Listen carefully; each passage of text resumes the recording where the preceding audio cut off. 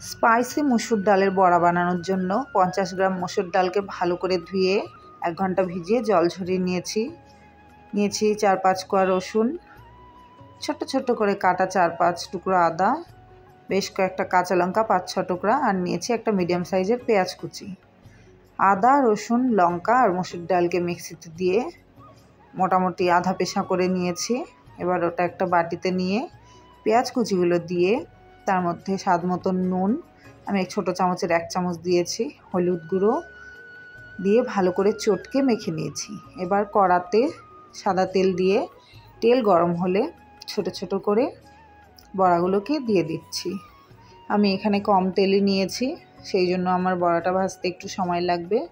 আপনারা চাইলে আর একটু বেশি তেল দিয়ে ডুবো তেলে বড়াগুলো ভাজতে পারেন, তাতে সময় কম লাগবে।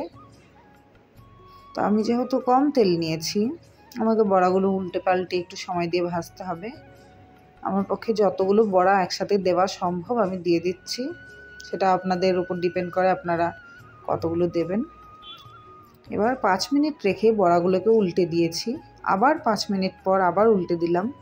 দেখুন বড়াগুলো ভাজা হয়ে গেছে। আমি আরেকটু ভালো কড়া ভাজা হওয়ার জন্য আরও 1-2 মিনিট উল্টে পাল্টে নেড়ে এবার তেল ঝরিয়ে তুলে নিলাম। এই স্পাইসি মসুর ডালের বড়া খেতে কিন্তু অসাধারণ, আপনারাও খেয়ে দেখুন।